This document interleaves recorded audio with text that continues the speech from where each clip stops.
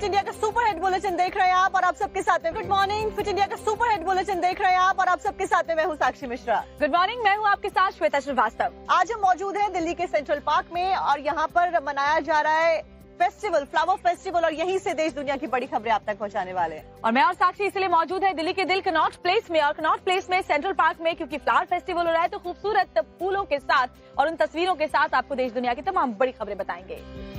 शुरुआत करते हैं बड़ी खबर के साथ। प्रधानमंत्री नरेंद्र मोदी से जुड़ी एक खबर जो कि आज उत्तराखंड के दौरे पर रहने वाले हैं, जिसको लेकर खास बंदोबस्त भी किए गए हैं। तो वहाँ क्या तैयारियां प्रधानमंत्री के खास दौरे को लेकर है वो भी आपको बताएंगे, लेकिन बड़ी जानकारी मां गंगा के शीतकालीन प्रवास स्थल प्रधानमंत्री नरेंद्र मोदी जाने वाले हैं। मुखवा में प्रधानमंत्री मोदी पूजा अर्चना भी करते हुए नजर आएंगे। मुख्यमंत्री की मौजूदगी भी यहाँ पर रहने वाली है। पुष्कर सिंह धामी उनके साथ में मौजूद रहने वाले हैं। मां गंगा के शीतकालीन प्रवास स्थल जाएंगे पीएम नरेंद्र मोदी। इसके साथ साथ में उनके स्वागत के लिए मुखवा और हर्षिल को भव्य तरीके से सजाया गया है और गांव को दुल्हन की तरह से पीएम के आने से पहले सजाया गया है। तो प्रधानमंत्री के साथ मुख्यमंत्री धामी भी वहां पर मौजूद रहने वाले हैं। प्रधानमंत्री नरेंद्र मोदी उत्तराखंड के दौरे पर आज पहुंचेंगे और ये तस्वीरें आगे दिन भर हम आपको दिखाएंगे जब वो वहां पर पहुंचेंगे।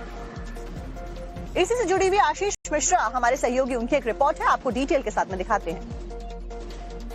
देश के प्रधानमंत्री नरेंद्र मोदी शीतकालीन पर्यटन को बढ़ावा देने के लिए और शीतकालीन पर्यटन का शुभारंभ करने के लिए हर्षिल घाटी पहुंच रहे हैं। और जो नरेंद्र मोदी का कार्यक्रम है, हम इस समय मौजूद हैं हर्षिल घाटी में, जहां पे नरेंद्र मोदी जो हैं वो जनता को संबोधित करेंगे। यहां पे जो हर्षिल, बगोरी और जो वाइब्रेंट विलेज के जो 8 गांव है वहां पे उन लोगों को नरेंद्र मोदी संबोधित करने वाले हैं। और इसके अलावा जो हमारा जो शीतकालीन जो माँ गंगा का जो मुख्य मठ है मुखबा में, जहाँ माँ गंगा की जो डोली है वो शीतकालीन में रहती है, वहां पर नरेंद्र मोदी पूजा अर्चना करेंगे, माँ गंगा की आरती करेंगे और उसके बाद ही वो हर्षिल पहुंचेंगे और यहाँ पे जनसभा को संबोधित करेंगे। टाइम्स नाउ के लिए आशीष मिश्रा, उत्तरकाशी। और एक बड़ी खबर आपको बता रहे हैं, अलीगढ़ मुस्लिम यूनिवर्सिटी में होली मिलन समारोह को लेकर के बवाल मचा हुआ है। दरअसल इजाजत नहीं मिली इसकी और इसी को लेकर के जो यूनिवर्सिटी के छात्र हैं वो नाराज हैं। दरअसल विवाद इसलिए भी ज्यादा बढ़ रहा है क्योंकि होली मिलन समारोह के लिए तमाम जो स्टूडेंट्स थे अलीगढ़ मुस्लिम यूनिवर्सिटी के, उन्होंने इजाजत मांगी थी लेकिन उनको इजाजत नहीं मिली। इसके बाद में जो विवाद है और जो स्टूडेंट्स का गुस्सा है वो बढ़ता हुआ नजर आ रहा है। ये विवाद इसलिए भी ज्यादा बढ़ गया है क्योंकि रमजान चल रहा है। रमजान को लेकर एएमयू में खास तैयारियां की गई हैं, विभागों के टाइमिंग तक बदले गए हैं एएमयू में इस मामले को लेकर के, इसलिए इस वक्त तनाव पसरा हुआ है। अब देखिए, रमजान को लेकर खास तैयारियां की गई हैं, ऐसे में होली मिलन को लेकर भी तैयारियां की जानी थी और स्टूडेंट्स परमिशन मांग रहे थे लेकिन वो परमिशन फिलहाल ग्रांट नहीं की गई है। अलीगढ़ मुस्लिम यूनिवर्सिटी एक बार फिर से विवादों में है और इस बार विवाद हुआ है यूनिवर्सिटी में होली मिलन समारोह की अनुमति न मिलने को लेकर। एक तरफ एएमयू में रमजान के लिए खास तैयारी की गई है, यहाँ तक कि विभागों के कार्यालय के पार्किंग टाइम में बदलाव किया गया है, तो वहीं दूसरी तरफ होली मिलन समारोह की अनुमति न मिलने के बाद हिंदू छात्र संगठनों के बीच में गुस्सा देखा जा रहा है। हिंदू संगठनों से जुड़े छात्रों का कहना है कि उन्होंने एनआरएससी क्लब में होली मिलन समारोह करने की इजाजत मांगी थी, मगर अब तक कॉलेज प्रशासन की तरफ से इस बात की अनुमति नहीं दी गई है। 25 तारीख को एएमयू के छात्रों ने प्रॉक्टर द्वारा वाइस चांसलर से एक होली मिलन समारोह के लिए परमिशन मांगी थी, जिसकी आज तक हमें अभी तक कोई परमिशन नहीं मिली है। और ये हमने परमिशन एनआरएससी क्लब में होली मिलन समारोह के आयोजन के लिए मांगी थी, क्योंकि पिछले साल जब एएमयू कैंपस के अंदर होली मिलन समारोह हुआ था तो अराजकता का एक माहौल पैदा हो गया था और लॉलेसनेस जैसा माहौल था। अभी तक कोई आश्वासन नहीं मिला है एएमयू प्रशासन की तरफ से। और एएमयू जो है एक सेकुलर यूनिवर्सिटी है। Honourable prime minister Shri Narendra Modi ji ने एएमयू को मिनी इंडिया कहा था, लेकिन जब हमें होली मिलन समारोह के आयोजन के लिए अभी तक परमिशन नहीं मिली है, तो एक ये नेगेटिव मैसेज पूरे देश में जाता है और एक प्रश्न चिन्ह खड़ा करता है कि एएमयू एडमिनिस्ट्रेशन की कथनी और करनी में जमीन आसमान का अंतर है। एएमयू में एक तरफ होली मिलन समारोह की परमिशन नहीं दी गई है, तो वहीं दूसरी तरफ रमजान को लेकर ऑफिस के टाइमिंग में बदलाव किया गया है। एएमयू में रमजान तक ऑफिस सुबह 8 बजे से दोपहर 2:30 बजे तक खुलेंगे। शुक्रवार को सुबह 8 बजे से दोपहर 12 बजे तक ही काम होगा। यूनिवर्सिटी में इफ्तार और सहरी के समापन से पहले 20 मिनट तक सायरन बजेगा। इसको लेकर एएमयू की तरफ से नोटिस भी जारी किया गया है। रमजान के महीने में हमारी यूनिवर्सिटी जो अलीगढ़ मुस्लिम यूनिवर्सिटी है, इसमें टाइमिंग्स में कुछ चेंज होता है और चेंज जो है वो इस तरह से है कि 8 बजे से 2:30 बजे तक का वर्किंग आवर हो जाता है। फ्राइडे में 8 से 12। और इसकी ज़रूरत यूँ पड़ती है कि क्योंकि पूरी दिनचर्या इंसान की जो रोज़ा रखते हैं लोग, उनकी चेंज हो जाती है। तो इसलिए ज़रूरी होता है कि वर्किंग आवर्स में आदमी काम भी ठीक करे और उसका जो रोज़ा है वो ठीक से अपना ऑब्जर्व करे। इसलिए ये चेंजेस हैं और ये हमेशा से यूनिवर्सिटी में होता है। एएमयू में हिंदू संगठनों से जुड़े छात्रों का कहना है कि होली मनाने की परंपरा यूनिवर्सिटी में पहले से जारी है। बस कॉलेज प्रशासन को ये सुनिश्चित करना होता है कि कौन सा कार्यक्रम किस जगह पर किया जाएगा। ऐसे में अभी तक होली मिलन समारोह की परमिशन न मिलने के बाद यहाँ छात्रों में काफी आक्रोश देखा जा रहा है। और सेंट्रल पार्क से दिल्ली से लगातार बड़ी खबरें हम आपको बता रहे हैं। ऐसे में बड़ी खबर उत्तर प्रदेश के संभल से आपको बताते हैं, जहां पर जो विवादित ढांचा था उसमें हिंदू समुदाय के लोगों के द्वारा ज्ञापन सौंपा गया है और पूजा अर्चना की मांग उठाई जा रही है। और हिंदू समुदाय के जो लोग हैं वो अपनी मांगों को लेकर अधिकारियों से भी मिले, वहां पर ज्ञापन जाकर उन्होंने अधिकारियों को सौंपा है। पूजा पाठ की इजाजत मिलने की मांग लगातार ये हिंदू संगठन के लोग कर रहे हैं। इनकी मांग है कि उन्हें अब पूजा पाठ करने की इजाजत यहाँ पर दी जाए और इसी को लेकर के वो मिलने पहुंचे थे अधिकारियों से। ज्ञापन सौंपा गया, हर हर महादेव के नारे लगाए गए और साथ साथ में हिंदू समुदाय के जो लोग ज्ञापन सौंपने के लिए पहुंचे उनके द्वारा ये भी कहा गया कि अगर हमें पूजा पाठ पूजा अर्चना करने की अनुमति नहीं दी जाती है तो नमाज पढ़ने का भी वहाँ पर इजाजत नहीं मिलनी चाहिए और वहाँ पर नमाज पढ़ने के ऊपर रोक लगानी चाहिए। संभल में नई पुलिस चौकियों का भी निर्माण कराया जा रहा है। बड़ी बात यह है कि ये पुलिस चौकियां हिंसा में जो ईंट पत्थर इस्तेमाल किए गए थे, जब 24 नवंबर 2024 को ये हिंसा हुई थी, जिन ईंट पत्थरों को फेंका गया था हिंसा के दौरान, उन्हीं ईंट पत्थरों से अब पुलिस चौकियों का निर्माण करवाया जा रहा है। संभल में हुई हिंसा के बाद यहां पुलिस और प्रशासन लगातार एक्शन में है। संभल में नखासा थाना इलाके में दीपा सराय स्थायी पुलिस चौकी भवन निर्माण का कार्य शुरू हो गया है। मंगलवार को विधि विधान से पूजा अर्चना के बाद एक मुस्लिम बच्ची ने पुलिस चौकी का शिलान्यास करते हुए नींव रखी। ऐसे में काफी संख्या में पुलिसकर्मी मौजूद रहे। संभल में दपा सराय के अलावा हिंदू खेड़ा इलाके में भी एक पुलिस चौकी बनाई जाएगी। बड़ी बात यह कि इन चौकियों का निर्माण हिंसा में इस्तेमाल ईंट पत्थरों से किया जाएगा।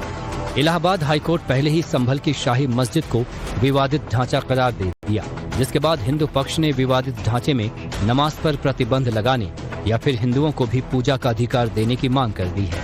संभल जामा मस्जिद का विवाद कोर्ट में लंबित है और इस सब के बीच में आज हिंदू पक्ष की तरफ से जो है वो संभल की एसडीएम वंदना मिश्रा को इस वक्त जो है वो ज्ञापन सौंपा जा रहा है। महंत क्षेमनाथ के तीर जो हैं के जो महंत हैं उन्होंने और तमाम हिंदू संगठनों ने, अगर आप तस्वीरों में देखें तो ये ज्ञापन जो है वो सौंपा है और इस ज्ञापन में कुछ मांगे की गई हैं कि जब तक मुकदमा जो है वो कोर्ट में लंबित है तब तक जो है हिंदू पक्ष को भी इजाजत जो है वो दी जाए और ताकि वो लोग भी वहां पर पूजा कर सके। साथ ही जो इस मामले में कानूनी स्थिति है उसको भी स्पष्ट और साफ किया जाए ताकि हिंदुओं के लिए उनकी जो भावनाएं हैं वो बनी रहे। दिसंबर 2024 में संभल में इसी विवादित ढांचे के पास खुदाई के दौरान एसआई को मंदिर के अवशेष मिले थे। तब एसपी के नेताओं ने संभल मामले को सांप्रदायिक साजिश करार दिया था और इसी बात पर टिके थे कि मस्जिद थी, मस्जिद है और मस्जिद ही रहनी चाहिए, जबकि योगी कह रहे हैं कि संभल हमारा है और वो हमें मिलना चाहिए। प्रत्यक्ष को प्रमाण की क्या आवश्यकता है, लेकिन दूसरा पक्ष वह भी था जब 26 फरवरी को संभल में 56 वर्षों के बाद शिव मंदिर में जलाभिषेक का कार्यक्रम भी हो रहा था।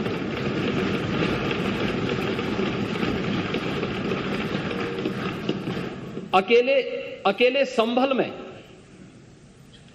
67 तीर्थ थे और 19 कूप भी थे,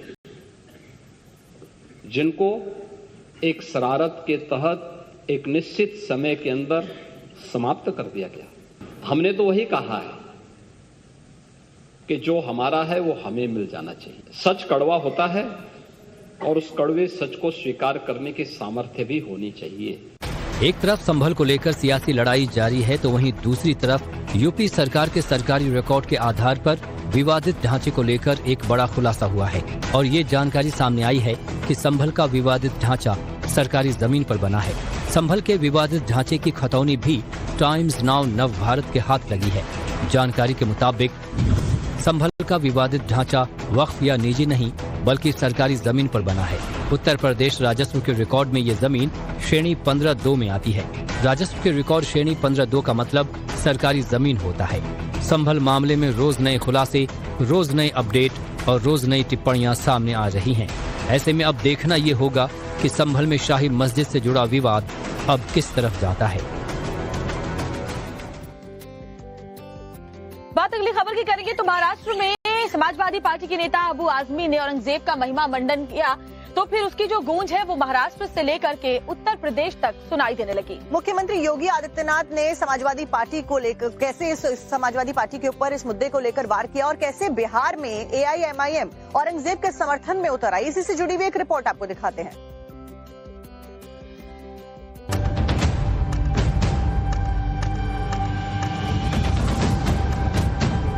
दुर्भाग्य है कि इन्होंने आदर्श किसको माना है, यानी औरंगजेब को। महाराष्ट्र में औरंगजेब पर शुरू हुए सियासी घमासान की गूंज अब यूपी तक सुनाई दे रही है। इस कड़ी में यूपी के सीएम योगी आदित्यनाथ ने समाजवादी पर जमकर हमला बोला है। अबू आजमी के औरंगजेब प्रेम को लेकर योगी आदित्यनाथ ने एसपी पर कई वार किए और एसपी के अध्यक्ष अखिलेश यादव पर भी जमकर निशाना साधा। औरंगजेब का पिता शाहजहां अपनी जीवनी में लिखता है, अपनी आत्मकथा में लिखता है कि खुदा करे कि ऐसा कमबख्त किसी को पैदा न हो। उसने आगरा के किले में अपने बाप को कैद करके रखा, एक एक बूंद पानी के लिए तरसाया। और अगर इनको औरंगजेब पर गौरव की अनुभूति होती है तो ये लोग कम से कम पटना की खुदा वक्त लाइब्रेरी में जाकर के एक बार शाहजहां की ही जीवनी को पढ़ लें। औरंगजेब के महिमा मंडन के बाद समाजवादी पार्टी के विधायक अबू आजमी को विधानसभा से सस्पेंड कर दिया गया, तो एसपी के अध्यक्ष अखिलेश यादव खुल्लम खुल्ला अबू आजमी के पक्ष में उतर आए। अखिलेश ने ट्वीट कर न सिर्फ अबू आजमी का समर्थन किया बल्कि उनके निलंबन को भी पूरी तरह से गलत ठहरा दिया। अखिलेश यादव ने अपने ट्वीट में लिखा कि निलंबन का आधार यदि विचारधारा से प्रभावित होने लगेगा तो अभिव्यक्ति की स्वतंत्रता और स्वतंत्रता में क्या अंतर रह जाएगा। हमारे विधायकों या सांसद उनकी बेखौफ दानिशमंदी बेमिसाल है। कुछ लोग अगर सोचते हैं कि निलंबन से सच की जुबान पर कोई लगाम लगा सकता है तो फिर ये उनकी नकारात्मक सोच का बचपना है।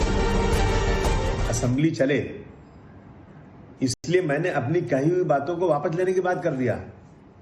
मैंने कोई गलत बात तो किया नहीं था, लेकिन उसके बाद भी कि ये सब जो बवंडर चल रहा है, जो असेंबली रोकी जा रही है, असेंबली चले और बजट सेशन में कम से कम कुछ काम हो। कारपोरेशन इलेक्शन पिछले 3 साल से हुआ नहीं है, गलियां खराब पड़ी हैं, बहुत सारे काम रुके हुए हैं। इसलिए मैंने अपनी उन बातों को जो मैंने असेंबली में बाहर कहा था उसको मैंने वापस भी लिया है, लेकिन उसके बाद भी सस्पेंड किया गया। एक तरफ समाजवादी पार्टी हजारों मंदिरों को तोड़ने वाले हिंदुओं पर अत्याचार करने वाले औरंगजेब की तारीफ कर रही है, तो वहीं दूसरी तरफ अब लड़ाई बिहार भी पहुंच गई है। सुनिए औरंगजेब पर एआईएमआईएम के विधायक अख्तरुल इमाम क्या कह रहे हैं। हिंदू मुसलमानों के साथ इस प्रेम के माहौल में आगे बढ़े थे और इस देश के हिंदू मुस्लिम अगड़े पिछड़े सबकी उसने सेवा की और अफगानिस्तान से लेकर बर्मा तक खंड खंड में बटे हुए भारत को, राजाओं के नवाबों के हिस्से के भारत को अगर किसी ने अखंड भारत बनाने का काम किया है तो उसका नाम औरंगजेब रहमतुल्लाह अलैह। क्रूर मुगल शासक औरंगजेब की तारीफ करने वाले समाजवादी पार्टी विधायक अबू आजमी पर पहले से मुंबई में एफआईआर दर्ज है, तो वहीं महाराष्ट्र विधानसभा की कार्यवाही से उन्हें सस्पेंड कर दिया गया है। ऐसे में महाराष्ट्र के बाद अब यूपी में भी इस बात की गूंज सुनाई देना इस ओर इशारा कर रहा है कि ये मुद्दा जल्दी शांत होने वाला नहीं है। और अब बात करते हैं खबरों में बाबा बागेश्वर की। धीरेन्द्र कृष्ण शास्त्री जो कि 5 दिवसीय बिहार के दौरे पर रहने वाले हैं, गोपालगंज में मौजूदगी उनकी रहने वाली है। गोपालगंज में वो मौजूद रहने वाले हैं और मठ में जाकर के हनुमान कथा भी वो सुनाएंगे। 5 दिन वहां पर हनुमान कथा चलेगी। इस दौरान जो श्रद्धालु लाखों की तादाद में वहां पहुंचेंगे उनकी पर्चियां भी निकाली जाएंगी। तो धीरेन्द्र कृष्ण शास्त्री 5 दिन के बिहार दौरे पर जाने वाले हैं और उसी को लेकर गोपालगंज में फिलहाल तमाम जो तैयारियां, खास करके जो सुरक्षा व्यवस्था है उसके चाक चौबंद कर दिए गए हैं। बड़ी तादाद में जो पुलिसकर्मी हजारों की तादाद में तैनात किए गए हैं, क्योंकि बाबा बागेश्वर का श्वेता जब भी धाम लगता है और इस तरीके की कथाएं वो करते हैं तो बहुत लाखों की संख्या में श्रद्धालु पहुंचते हैं। हाँ, और साथ ही साथ हिंदू राष्ट्र की वो बात भी करते हैं। पिछली बार बिहार में उन्होंने जब वो गए थे हिंदू राष्ट्र की बात की थी और इस बार फिर बड़ी तादाद में जो श्रद्धालु हैं वो बहुत ही उत्साहित है बाबा बागेश्वर के इस दरबार के लगने को लेकर। हमें सौभाग्य मिला है कथा करने का। हम एक बार पुनः बिहार में बहार लेकर, बिहार में काबा, बागेश्वर बाबा, ये चर्चा लेकर के हम पहुंच रहे हैं। समस्त बिहार वालों को हमारा एक बहुत प्रार्थना है, आओ हम एक नई बयार में चलते हैं।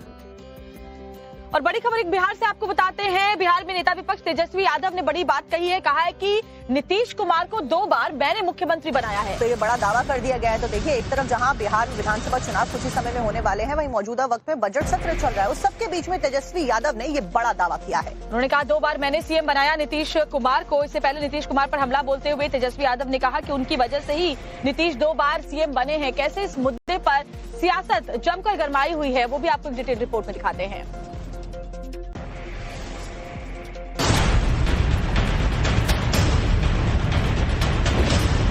तो पहले क्या था, तुम्हारे पिता को हम ही बनाए थे, वो जब आए थे उस समय नहीं था, इस फालतू छोड़ो।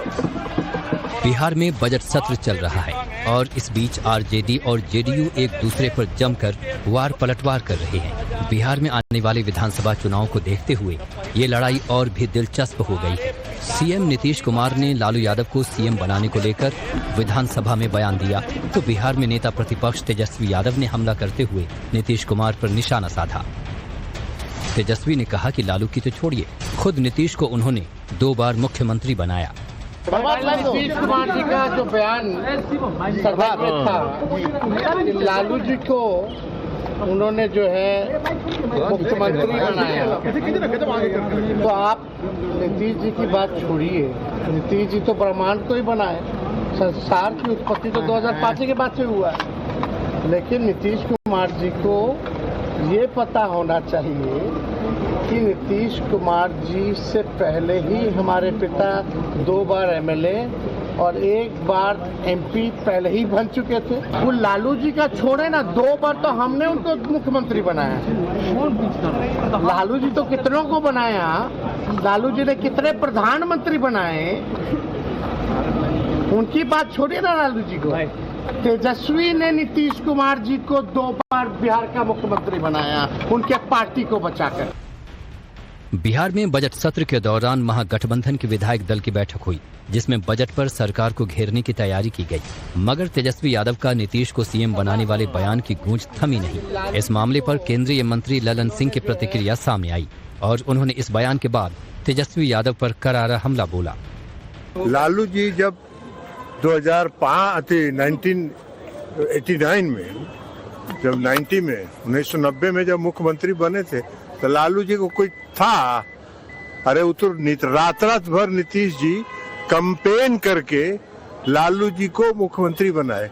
एक विधायक लालू जी को पसंद नहीं कर रहा था, एक एमएलए नहीं था, वो अपने प्रस्तावक थे अपना, और एक शिवशंकर जी मास्टर साहब थे विधायक, वो उनके समर्थक, यही 2 आदमी थे। क्या बोलेंगे वो। खबर है कि बिहार में होने वाले विधानसभा चुनाव से पहले यहां महागठबंधन के सीएम फेस को लेकर भी उठापटक शुरू हो गई है। इस मामले पर कांग्रेस का कहना है कि सबसे बड़े दल के नेता को ही सीएम फेस बनाया जाता है, तो वहीं इस मुद्दे को लेकर बीजेपी का कहना है कि न बिहार में महागठबंधन की सरकार आएगी और न ही महागठबंधन का सीएम बनेगा। तो श्वेता और मैं दिल्ली के सेंट्रल पार्क में मौजूद हैं। फ्लावर फेस्टिवल यहाँ पे मनाया जा रहा है, बड़ी खबरें हम आपको बता रहे हैं। ऐसी में अगली खबर श्वेता उत्तर प्रदेश से, जहाँ से मैं आती हूँ। यहाँ पे लॉ एंड ऑर्डर बहुत बेहतर हुआ और उसी से जुड़ी हुई फिरोजाबाद से खबर आई है, एनकाउंटर यहाँ पर पुलिस के द्वारा किया गया है। और उत्तर प्रदेश की योगी सरकार का साफ निर्देश है कि अपराधी कोई भी हो बख्शा नहीं जाएगा, और यही नजर भी आ रहा है। ताबड़तोड़ एनकाउंटर अपराधियों के यहाँ पर किए जाते हैं।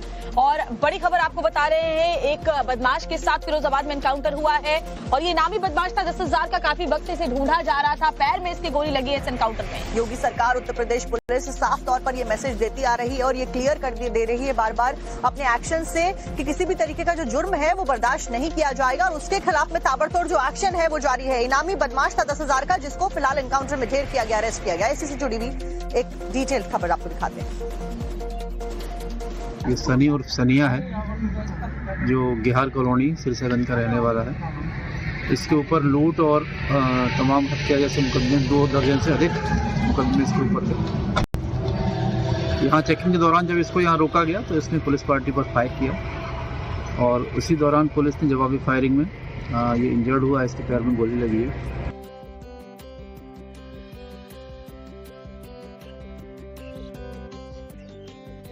और एक और बड़ी खबर आपको बताएं, न सिर्फ फिरोजाबाद बल्कि नोएडा में भी एनकाउंटर हुआ है। बदमाशों की ताबड़तोड़ धरपकड़ जारी है और बड़ी जानकारी आपको बता रहे, नोएडा के सेक्टर 54 में देर रात बदमाशों के साथ पुलिस का एनकाउंटर हुआ है। तो एनकाउंटर में कुख्यात बदमाश को गोली भी लगी है। पुलिस ने ताबड़तोड़ एक्शन लिया है। यूपी में फिरोजाबाद में एक तरफ जहां एनकाउंटर की खबर हमने आपको बताई, वहीं नोएडा से भी ऐसी खबर सामने आई है।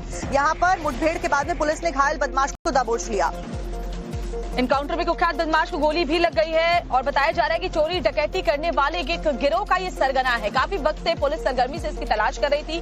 कई चोरी और डकैती की वारदात को इसने अंजाम दिया है अपने साथियों के साथ मिलकर। ये उनका सरगना बताया जा रहा है और अब इसे फिलहाल पकड़ लिया गया है। उसका नाम मक्कू उर्फ मारूख उर्फ आदिल पुत्र हारून निवासी मेरठ है, जो वर्तमान में दिल्ली में रह रहा था। यह थाना 24 में चोरी की 2 घटनाओं में वांछित चल रहा था। इसके 2 साथी पूर्व में जेल जा चुके थे, जबकि यह वांछित चल रहा था। यह काफी सात्विक किस्म का बदमाश है। इसके पास से चोरी की मोटरसाइकिल बरामद हुई है और इस पर अभी तक ज्ञात हुआ है कि लगभग 35 मुकदमे पंजीकृत हैं। बुलेटिन में खबरों का सिलसिला लगातार जारी है। बड़ी खबर बेंगलुरु से आपको बताएंगे, जहां पर गोल्ड तस्करी का एक हैरान कर देने वाला मामला सामने आया है। और कन्नड़ एक्ट्रेस गोल्ड के साथ पकड़ी गई है पौध पर। और सोचिए, दुबई से 14 किलो सोना लेकर के ये कन्नड़ एक्ट्रेस आ रही थी। रान्या राव और डीजीपी की बेटी हैं रान्या राव, जिन्हें 14 किलो सोने के साथ पकड़ा गया है कस्टम विभाग की तरफ से। जैसे ही कस्टम विभाग को जानकारी मिली, तुरंत उन्होंने आगे की कार्रवाई को शुरू किया। इस बीच एक्ट्रेस रान्या राव को डीआरआई ने गिरफ्तार किया। 14 किलो सोने के साथ में एक्ट्रेस पकड़ी गई है। एयरपोर्ट पर करीब 12 करोड़ का सोना फिलहाल जब्त किया गया है। 14 दिन की न्यायिक हिरासत में भेज दिया गया है कन्नड़ एक्ट्रेस को। और ये बड़ी खबर आपको बता रहे हैं, बेंगलुरु एयरपोर्ट से गोल्ड तस्करी का ये बहुत ही हैरान करने वाला मामला सामने आया है। इसी से जुड़ी हुई एक डिटेल रिपोर्ट आपको दिखाते हैं।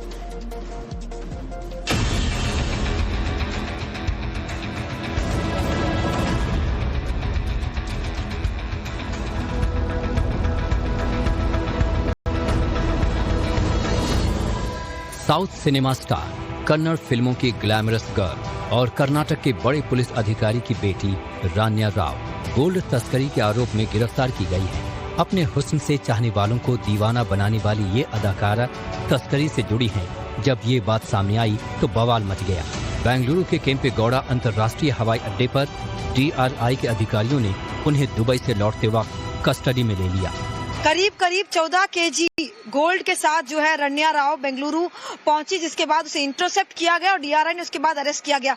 इस वक्त हम जहां मौजूद है, यहीं पर रान्या राव रहती है 3री मंजिल पर और महीने का जो किराया है वो करीब 4.5 लाख का किराया है। और साथ ही आपको बता दें कि घर से भी उसके करीब ज्वेलरी जो है वो 2 करोड़ की और कैश 2.5 करोड़ का कैश जो है वो बरामद किया है। कन्नड़ एक्ट्रेस रान्या राव बेंगलुरु में हवाई अड्डे की सुरक्षा जांच से जब महज 1 कदम दूर थी, तभी एयरपोर्ट पर उन्हें DRI की टीम ने रोक लिया।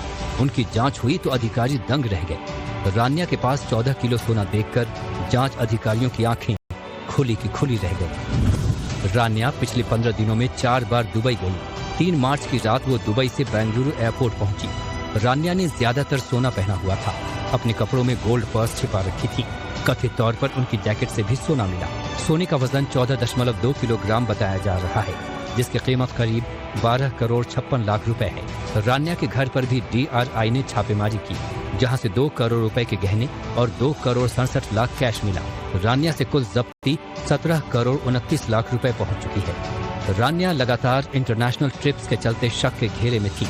DRI के अधिकारियों ने इंटेलिजेंस इनपुट के आधार पर उनकी तलाशी ली। जिस तरह से जो खबरें मिल रही है, पिछले कई दिनों में वे फ्रीक्वेंटली दुबई जा रही थी और इसी के साथ शक हुआ कि क्या किसी स्मगलिंग का हिस्सा है। और जब उन्हें इंटरसेप्ट किया गया तब एक बड़ा जखीरा सोने का पाया गया और तब से उनके साथ अब जो है जांच चल रही है। बताया जा रहा है कि इस बार पकड़े जाने से पहले रान्या राव हर बार खुद को DGP की बेटी बताकर जांच से बच निकलती थी।